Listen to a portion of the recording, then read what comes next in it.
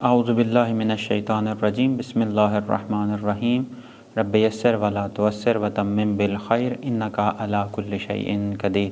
سامعین محترم، مبالغان حیدر کرار، ایک بہت ہی مہم مسئلے کی طرف آپ تمام مومنین کی توجہ مبذول کروانے کا قصد رکھتا ہوں۔ سب سے پہلے گفتگو شروع کرنے سے پہلے اس حدیث کا سہارا لوں گا کہ من مات لم یعرف امام زمانہ مات میتۃ جاہلیہ۔ جو شخص اپنے وقت کے امام کی معرفت کے بغیر مرا، گویا ایسے ہی مر گیا کہ جو جاہلیت کی موت مرا ہے۔ سامعین محترم، اگر انسان معرفت نہ رکھتا ہو، اگر انسان شناخت نہ رکھتا ہو اپنے امام کی، تو وہ سبب بنتا ہے انسان کی جہالت کا، اور یہ جہالت انسان کو گمراہ کر دیتی ہے۔ معرفت نہ ہونے کا نتیجہ انسان جہالت کے گٹاٹوپ اندھیروں میں چلا جاتا ہے۔ معرفت نہ ہونے کا نتیجہ انسان امام حق کو پہچان نہیں سکتا۔ معرفت نہ ہونے کا نتیجہ انسان کے افکار کے اوپر پڑتا ہے۔ معرفت نہ ہونے کا نتیجہ انسان مالی خولیائی ہو جاتا ہے، اور معرفت نہ ہونے کا نتیجہ انسان حق سے کوسوں دور ہو جاتا ہے۔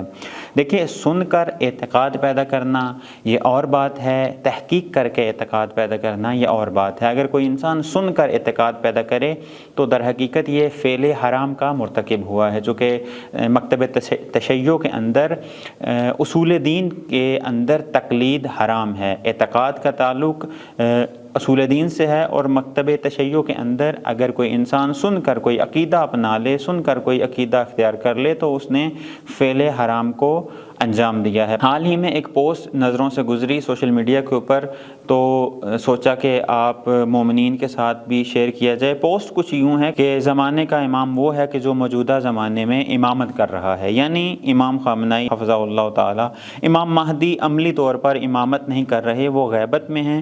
جس زمانے میں وہ ظہور کریں گے وہ ان کی امامت کا زمانہ ہوگا۔ امام وہ ہوتا ہے جو پیشوائی اور رہبری کر رہا ہو، نہ کہ غائب۔ دیکھیں کس طریقے سے مکتب تشیع کے اندر انحراف کو ایجاد کرنے کی کوشش کی جا رہی ہے، کس طریقے سے مکتب تشیع کے اندر جو تعلیمات قرآن ہیں، تعلیمات اسلام ہیں، ان کو توڑ مروڑ کے پیش کیا جا رہا ہے کہ اس وقت نو ڈاؤٹ، کوئی شک نہیں کہ امام رہبر معظم ولی امر مسلمین مقام معظم رہبری اس وقت امت مسلمہ کی رہنمائی، امت مسلمہ کی لیڈ کر رہے ہیں، امت مسلمہ کو گائیڈ کر رہے ہیں۔ لیکن اگر ہم یہ اعتقاد پیدا کر لیں کہ امام معصوم، ابھی امام معصوم کی امامت کا زمانہ نہیں، جب وہ ظاہر ہوں گے تو ان کی امامت کا زمانہ ہے، در حقیقت نظام امامت کو ناقص کرنے کے مترادف ہے۔ اگر کوئی شخص یہ اعتقاد رکھتا ہے کہ رہبر معظم ولی امر مسلمین جہاں آیت اللہ عظمیٰ سید علی خامنائی امام زمانہ کے نائب خاص ہیں، یہ بھی غلط ہے۔ ہاں، رہبر معظم سید علی خامنائی دام ظلہ العالی نائب عام کی حیثیت سے ہیں، کہ جس طرح سے چونکہ بعد از امامت جو نظام ہمارے لیے ائمہ نے متعارف کروایا، وہ یہ کہ آپ مجتہدین کی طرف رجوع کریں، آپ ان لوگوں، ان صالح لوگوں کی طرف رجوع کریں کہ جو مطیع امر امام ہیں۔ تو اس وقت جو آج کے دور میں کہ جو نظام ہمیں امامت کے ساتھ جوڑ رہا ہے، وہ نظام ولایت فقیہ ہے۔ لیکن یہ کہنا کہ امام معصوم کی امامت ابھی متوقف ہو گئی ہے اور رہبر معظم یہ حقیقی امام ہے، یہ نظریہ درست نہیں ہے۔ جو کہ اگر یہی شخص جس نے یہ سوشل میڈیا کے اوپر یہ اعتقاد کیا ہے، یہ دعویٰ کیا ہے کہ امام معصوم کی امامت ابھی جاری نہیں ہے چونکہ وہ پردہ غیب میں ہیں، اگر یہ لاہور کے خطبے سے نکل کر یہی جو جمعہ گزرا ہے، اس جمعے کے خطبے کے اندر رہبر معظم سید علی خامنائی نے جو اپنا پہلا خطبہ دیا ہے، اس کے اندر جو آیا کو تلاوت کیا ہے، اس کو سن لیتا اور اس کا سن کر اس کا ترجمہ پڑھ لیتا، تو اس کو معلوم ہو جاتا کہ یہ جو آپ لوگوں کے ذہنوں میں تشویش پھیلا رہے ہیں، کس طرح کی تشویش پھیلا رہے ہیں۔ اب آئیں، کیا یہ بات درست ہے کہ فی الحال امام معصوم کی جو امامت ہے وہ کل جسے کہہ لیں کہ متوقف ہے، جب وہ ظاہر ہوں گے تب ہی وہ کیا کریں گے، امامت کریں گے؟ میں احادیث سے جانے سے پہلے میں ایک چیز کی طرف متوجہ کر دوں۔ اگر انسان کسی مکتب کے منابع کی طرف رجوع کرے، کسی مکتب کے شارع کی طرف رجوع کرے، مثلا ہمارے جو اولین شارع ہیں حضرت محمد صلی اللہ علیہ وآلہ وسلم ہیں، اگر इमामत उनसे सीखी जाए तो फिर इमाम इस आलम इम्कान का कुतुब होता है, यानी वो आलम उस इमाम के गिर्द घूमता है। लेकिन अगर हमने इमामत इंजीनियर मोहम्मद अली मिर्ज़ा से सुनी हो कि जिनके नज़दीक ये है कि अगर आपका इमाम गायब है तो वो कैसा इमाम है कि जो गायब है, उसका कोई नंबर दें, तो फिर नतीजा यही निकलता है कि फ़िलहाल इमाम नहीं है तो इमाम जब आएंगे तो क्या करेंगे, इमामत करेंगे। अब आएँ ज़रा देखें इमाम अली अलैहिस्सलाम अपने खुतबा शकशकिया के अंदर जो तीसरा खुतबा है उसमें क्या फरमा रहे हैं, इमामत की तारीफ़ बयान कर रहे हैं। इमाम क्या फरमाते हैं, अम्मा वल्लाहि लक़द तकम्मस इब्नु अबी कुहाफ़ा व इन्नहु लयअलमु अन्ना महल्ली मिनहा महल्लुल कुतुब मिन राहा। इमाम क्या फरमा रहे हैं, इमाम फरमा रहे हैं कि खुदा की कसम फ़र्जंदे अबू कुहाफ़ा ने पिराहने खिलाफत पहन लिया है, हालांकि वो मेरे बारे में अच्छी तरह से जानता है कि मेरा खिलाफत में वही मकाम है जो चक्की के अंदर उस कील की मानद होता है कि जिसके गिर्द वो चक्की चलती है। अगर उस कील को निकाल लिया जाए तो वो चक्की चलना बंद हो जाए। अब उसके बाद इमाम सादिक अलैहिस्सलाम से रिवायत है, इमाम सादिक अलैहिस्सलाम, ये असूल काफ़ी के अंदर ये रिवायत मौजूद है। इमाम सादिक अलैहिस्सलाम फरमाते हैं कि लौ बकियतिल अर्ज़ु बिगैर इमामिन लसाखत, अगर ज़मीन इमाम से खाली हो जाए तो अपने अहल के साथ ज़मीन के अंदर धंस जाए।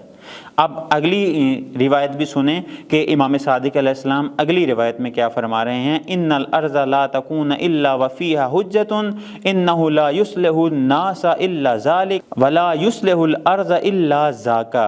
ज़मीन हुज्जत खुदा के बगैर नहीं होती। क्यों नहीं होती ज़मीन हुज्जत खुदा के बगैर? क्योंकि हुज्जत खुदा ही लोगों और ज़मीन की इस्लाह करता है। एक और हदीस इमाम सादिक अलैहिस्सलाम से मरवी है जिसमें इमाम सादिक अलैहिस्सलाम फरमाते हैं, इन्नल्लाह लम यादाइल अर्ज़ बिगैर आलिमिन व लौला ज़ाका लम युअर्रिफ़िल हक़्क़ मिनल बातिल। अगर ज़मीन को खुदावंद मुताल बग़ैर इमाम के बग़ैर आलिम के रखे तो फिर हक़ और बातिल में तफरीक करने वाला कोई नहीं होगा। बस ये जो इमाम है दर हकीकत इंसान को हक़ और बातिल के दरमियान तफरीक बताता है कि हक़ क्या है और बातिल क्या है। अब वो शख्स के जो ये कहे कि फ़िलहाल मुतवक्किफ़ है और जब इमाम आएंगे तो इमामत करेंगे, तो फिर आप नाराए निज़ाम इमामत का निफाज दर पाकिस्तान लगाना छोड़ दीजिए, फिर आप मज़लूमों की हिमायत करना छोड़ दीजिए, फिर आप ज़ालिमों को कंडेम्ड करना छोड़ दीजिए। होने दें सब कुछ, जब इमाम आएंगे तो सारा कुछ कर लेंगे। चूँकि मैं ये इस वजह से कर रहा हूँ कि इमाम अगर ना हो तो फिर ये ज़मीन क्यों होती है। आप मेराज का हाल अहवाल देख लें कि जब रसूल अकरम सल्लल्लाहु अलैहि वसल्लम मेराज पे गए तो ज़मीन का निज़ाम रुक गया था। अब ये अलहदा बहस है कि वो मेराज जिस्मानी थी या मेराज रूहानी थी, लेकिन ज़मीन का निज़ाम रुक गया था जब रसूल अकरम सल्लल्लाहु अलैहि वसल्लम मेराज के ऊपर गए हैं। इसीलिए इमाम ने भी अपने खुतबे के अंदर यही फरमाया कि इमाम का जो मकाम है इस आलम के अंदर उस कुतुब की मानंद है कि जो एक चक्की के अंदर है, जो चक्की चल रही है, अगर वो कुतुब निकाल लिया जाए तो चक्की बंद हो जाएगी। निज़ाम इमामत जो तसलसल है निज़ाम रिसालत का, अगर इमाम ना हो तो ये ज़मीन तबाह बर्बाद हो जाए। ये तो हदीस में भी है कि अगर इस रुए ज़मीन पे कोई भी शख्स ना हो, फ़कत 2 शख्स रह जाएं, तो उसमें से एक मामूम होगा और एक हुज्जत खुदा होगी। बस ज़मीन हुज्जत खुदा से कभी भी खाली नहीं रह सकती। और ये जो मौसूफ़ ने अर्ज़ किया है कि इस दौर में इमाम रहबर मौज़म सैयद अली ख़ामनाई इमाम हैं, तो नो डाउट इमाम हैं। हम उनकी इमामत के जो सरपरस्ती है, वो जो गाइड कर रहे हैं, जो लीड कर रहे हैं, वो कबूल करते हैं। लेकिन साथ ये कहना कि फ़िलहाल इमाम मासूम इमामत नहीं कर रहे, दर हकीकत मकतबे इमामत नज़रिया इमामत से इन्हिराफ के मुतरादिफ है। और अगर आप इस तरह का नज़रिया रखते हैं तो आपको जब तक आप तौबा नहीं करेंगे तब तक आपका ये गुनाह बढ़ता जाएगा। बस इमाम वो होता है कि जो زمین کا وجہ تخلیق کائنات ہے۔ آپ حدیث کساء میں پڑھ کے دیکھیے، حدیث کساء میں تو خداوند متعال نے یہ کہا ہے کہ میں کچھ بھی نہ بناتا، اس کائنات کو نہ بناتا اگر یہ 5 نہ ہوتے۔ انہی 5 میں سے جناب سیدہ کے جو فرزند ہیں امام مہدی ہیں، امام مہدی ہیں کہ جو آ کے عدل کا قیام کریں گے، امام مہدی ہیں کہ جو آ کر اس دنیا کے اندر نظام علوی کو نافذ کریں گے۔ بس ہمیں چاہیے کہ ہم فقط خطبہ لاہور کے منتظر نہ رہیں بلکہ خطبہ تہران کے بھی منتظر رہیں، چونکہ علامہ اقبال نے یہ نہیں کہا کہ لاہور ہوگر عالم مشرق کا جنیوا شاید اس کرۂ ارض کی تقدیر بدل جائے، بلکہ علامہ اقبال نے یہ کہا تہران ہوگر عالم مشرق کا جنیوا۔ تو بس ہمیں تھوڑا سا خطبہ تہران کی طرف بھی رجوع کرنے کی اور دقت کرنے کی کوشش کرنی چاہیے۔